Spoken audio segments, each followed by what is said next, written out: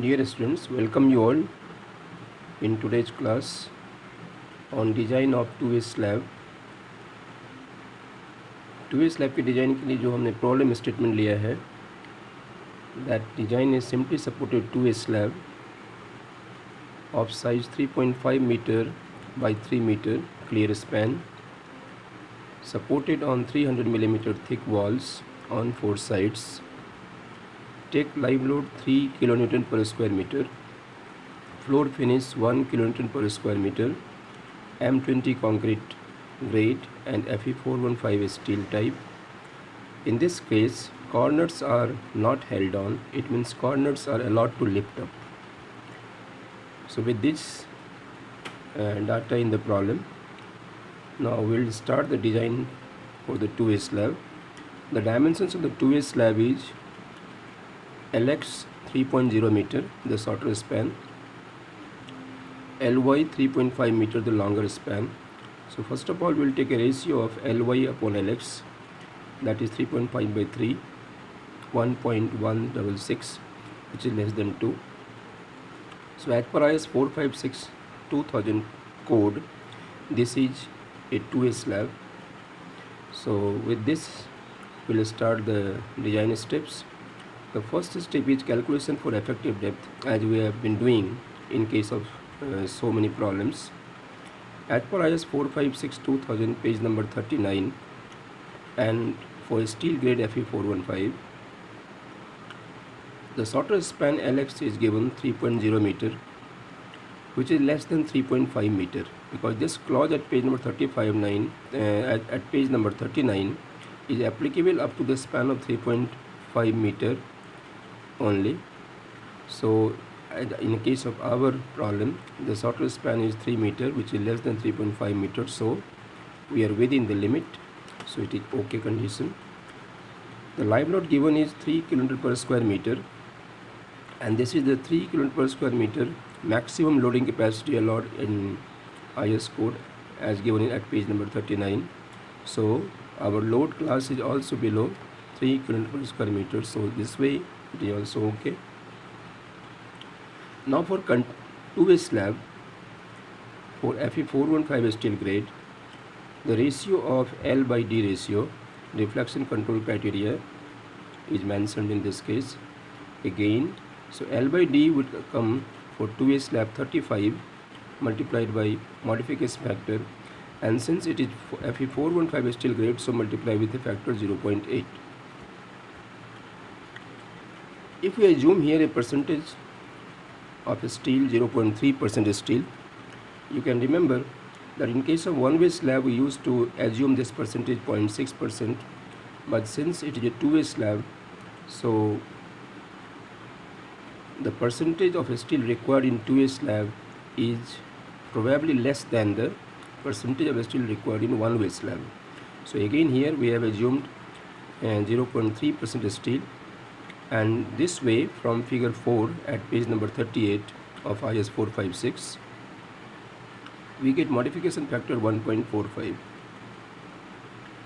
So this way L by D ratio comes 35 into 1.45 multiplied by 0.8, that is 40.6, and for the shorter span, that is 3 meter, 3000 millimeter, the length L is 3000 millimeter, then D, effective depth, would be calculated by 3000 by 40.6, that is 73.89 millimeter.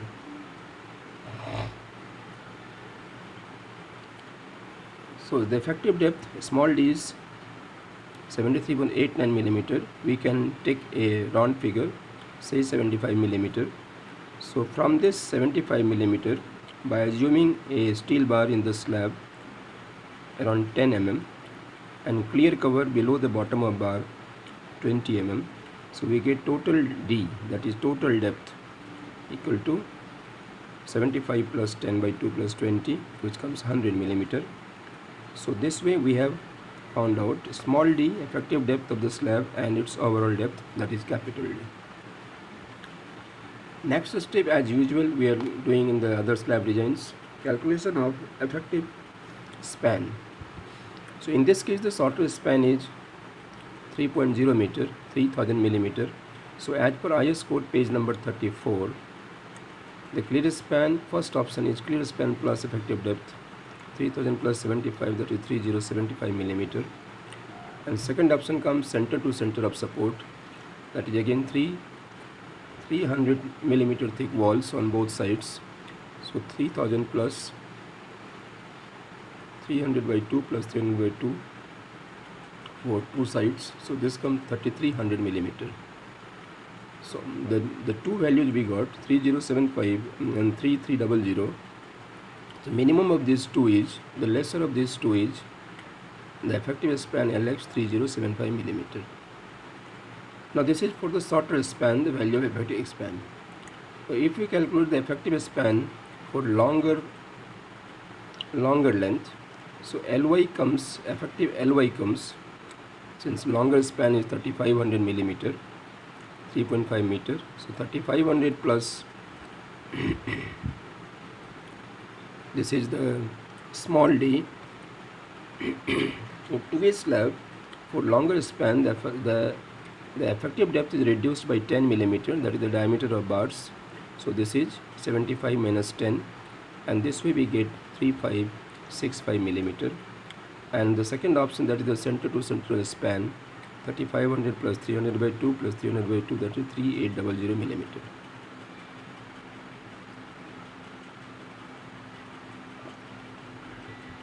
So इस ढंग से हमने effective span की value निकाल लिया है. Shorter length, shorter span की भी along effective span, and longer span की भी अलॉन्ग इफेक्टिव स्पैन की वैल्यू हमें मिल चुका है. Next step is calculation for load.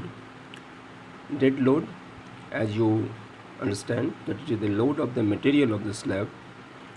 So dead load is total overall depth of the slab is 100 millimeter, that is 0.100 meter, into the design width of the slab. We take a 1 meter strip of the slab for design.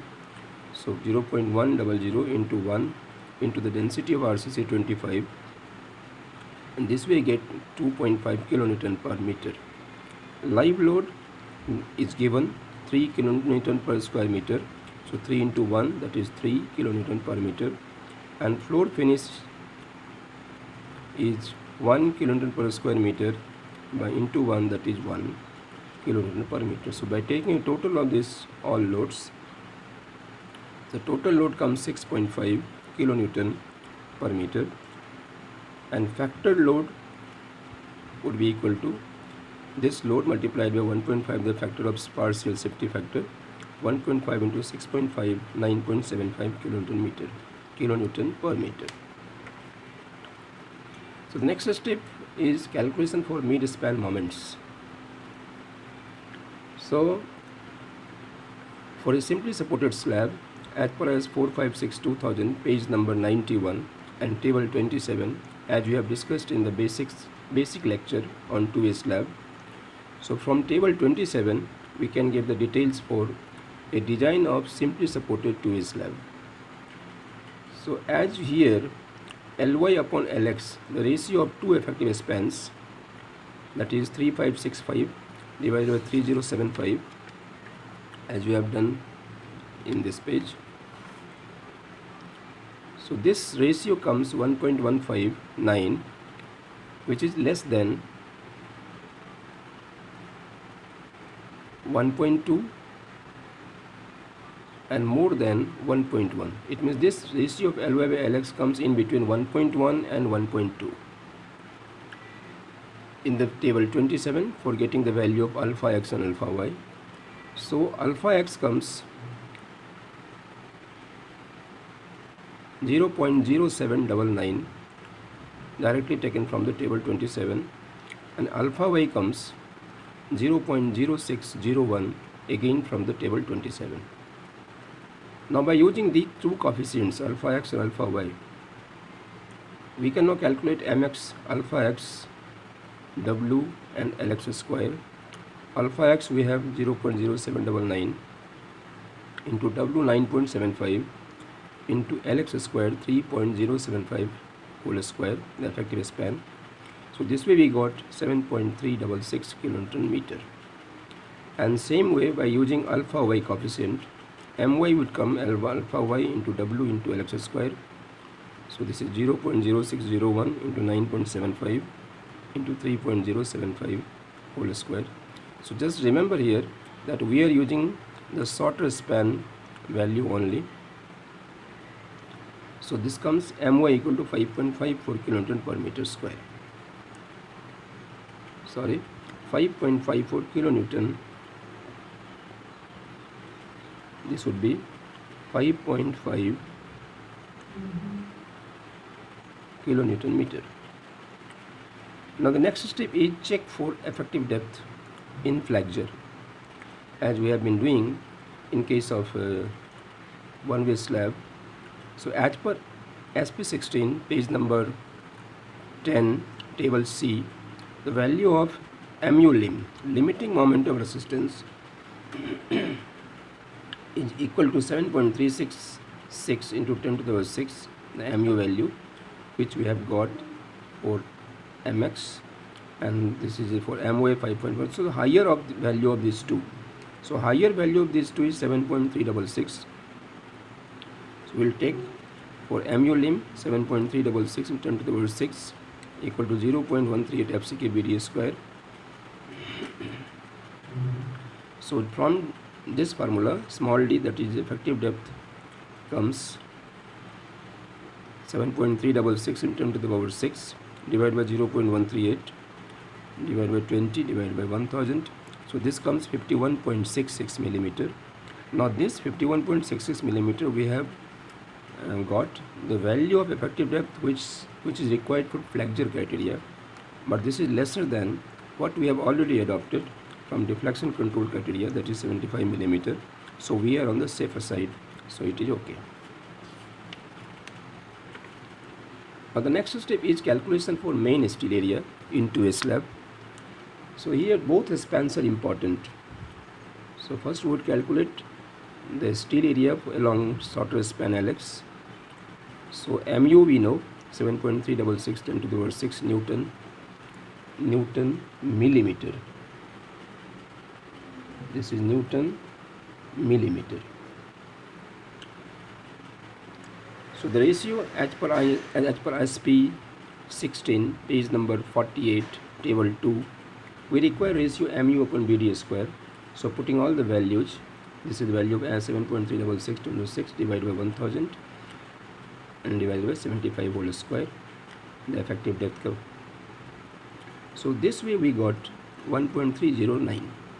So by using this mu by BDA square ratio value, the percentage of tensile steel comes from the table 2 SP16, that is in between 1.35 and 1.3 ratio, we get 0.395 percentage. So corresponding to this percentage, we get the area of steel AST, that is equal to PT by 100 into B into overall depth. So by putting all the values, 0.395 by 100 into 1000 B into 100 millimeter capital D. So this comes 395 millimeter square. So if 10 mm dia bars are provided, the spacing center to center of these bars would be the area of one bar 78.5 into 1000 divided by 395. So this is 198.73 millimeter. So we would provide for the shorter span bars 10 millimeter 5 bars, 10 millimeter dia bars at the rate of 198 center to center. Similarly, if we calculate the steel area for longer span, that is LY, the value of moment for that is 5.54 into 10 to the power 6 Newton millimeter. So the ratio of mu upon BD square equal to 5.54 10 to the power 6 divided by B 1000 millimeter and 75 minus 10. Here we take the small d value 75 minus 10 for longer span divided by 10. Why we do minus 10 here? Because 10 is the diameter of bars. So one bar coming over another bar. So for longer span we deduct 10 here. So 75 minus 10 whole square. This way we get this by ratio 1.311.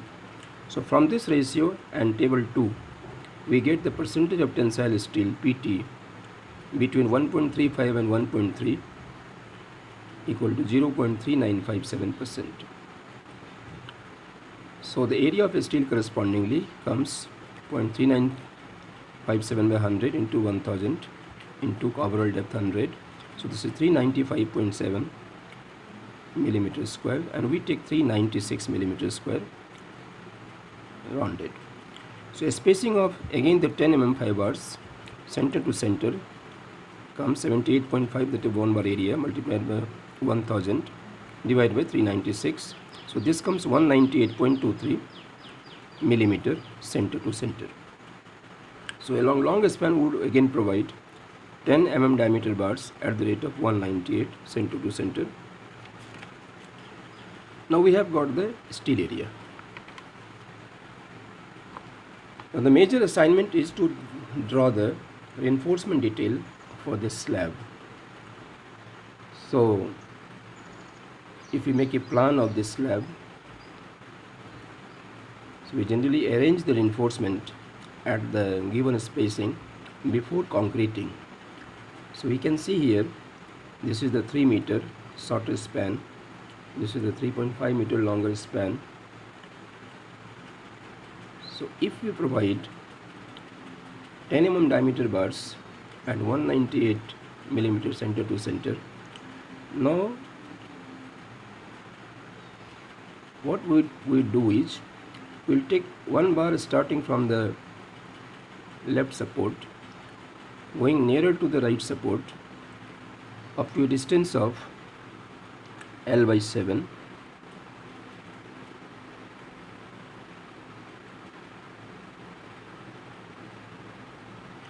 and after that it would be bent up and would go to the top of the supports. Another bar which starts from the right support is taken up nearer to the left support up to a distance of L by 7. So L by 7 in this case comes 450 millimeter. So generally we take rounded 0.15 L. So this way, this practice would continue from the starting of the slab to the end of the slab along the longer span. So this is the shorter span arrangement. So in the mid span area, in the middle strip area, it would have 10.5 at the rate of 198 center to center. But nearer to the support, the 50% of bars would be at the lower of the support in the slab, and 50% of area would be at the nearer to the top of the support in the slab. So in the support area, the spacing between these bars would be 10.5 at the rate of 396 millimeters center to center. So this is about the longer span, about the shorter span. Now the same way, the bars would be arranged along the longer span also. So suppose the one bar starts from the front support, so going to the nearer to the back support, again up to a distance of 0.15 L, and then it would be bent up. Another bar would start from the back support and coming to the front support, and nearer to the support it is 0.15 L, and thereafter it would be taken bent up. So 50% of the area in bars in this support area would be at the lower of the slab, and 15% would be in the upper of the slab above the support. So this way we can arrange the main steel bars along the long span as well as along the shorter span. Now if we take a cross section of this slab at AA and we draw a cross section, we would say this is the shorter span. Now one bar coming from the right support is going up to the left support up to a distance of 0.15 L, and then it is bent up. Another bar coming from the left support going nearer to the right support up to a distance of 0.15 L, and then it is bent up. So the main steel lower one is straight line along the shorter span, but the main steel along the longer span has been shown here as black circles. So these two bars are perpendicular to each other. The lower bar is the shorter span bars and the upper bars placed just above it in the lower portion of the slab is the main steel for distribution longer span, and the bars placed below the upper bars as shown here is again the main steel for the longer span. So this way, making a clear diagram of the reinforcement detailing would be helpful for the construction people at the site to provide the actual bars placement, their distribution and proper design to be followed at site. So with this, the design of a steel reinforcement for two-way slab for a simply supported case as per IS 456-2000 is possible. So the next step for this slab would be for checking the cracking, to check for the slab for cracking, to check the slab for deflection and other aspects of design. So this will be come in the next lecture. With this, thank you very much for patiently hearing this lecture.